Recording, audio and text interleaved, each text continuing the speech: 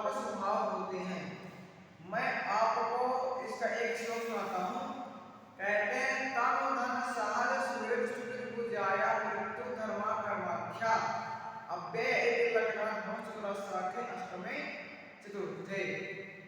ये जो 12 तत्ववादी जो द्वादश भाव होते हैं, हम 12 भाव से हम व्यक्ति के संपूर्ण जीवन काल का ज्ञान हम करते हैं। जैसे हमारा प्रथम में आया हमारा तनु, प्रथम भाव हमारा कौन सा है? तनु।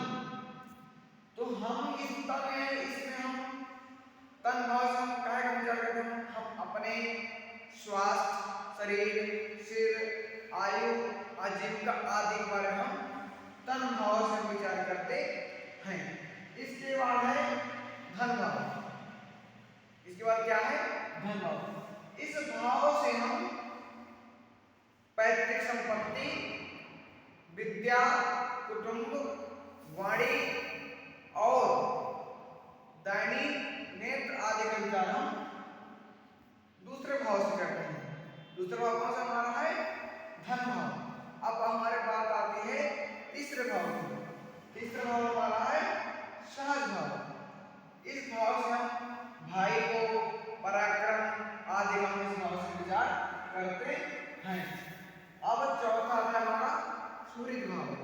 ये जो चौथा जो हमारा जो भाव है, ये है इस भाव से हम माता का विचार करते हैं,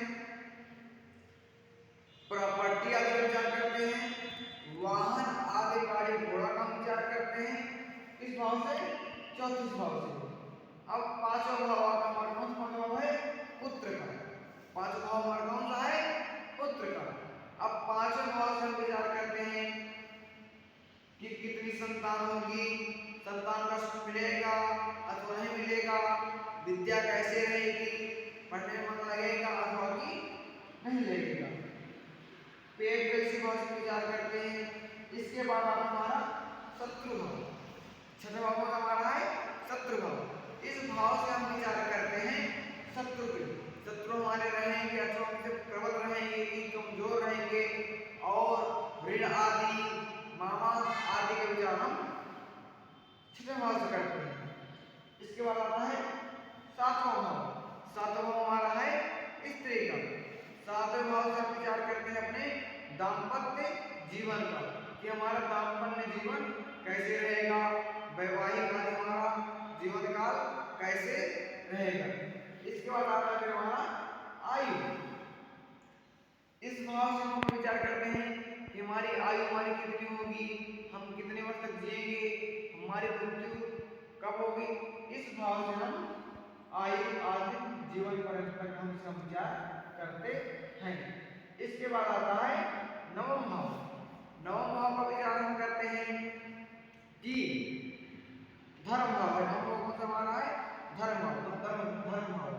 इस भाव से हम कि आपका भाग्योदय कब होगा, संपत्ति आपकी सही रहेगी, और विद्या आदि का विचार इस भाव से हम करते हैं।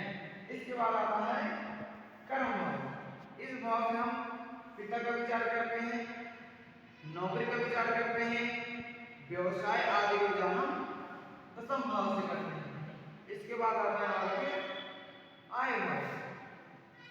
हमारी आय हमारी कैसे रहेगी, आय हमारी सही रहेगी तो फिर अच्छी नहीं रहेगी। आय का विचार करते हैं, भाई का विचार करते हैं, इस भाव से हम आय आदि का विचार करते हैं। फिर हमारा 12वां भाव हमारा है व्यय का, कि हम लोग व्यय से विचार करते हैं, हानि का विचार करते हैं, लाभ का विचार करते हैं, और नेत्र का विचार करते हैं, और साथ साथ ये विचार करते हैं कि ये व्यक्ति रुपये अपना कहाँ खर्च करेगा, अच्छे जगह पैसे खर्च करेगा तो फिर वो बुरे जगह खर्च करेगा। हम ये हमारे 12 भाव व्यक्ति के संपूर्ण जीवन काल में पूरा भूत, भविष्य, वर्तमान आदि को यह दर्शाता है। इसी के साथ सभी को नमो नमः।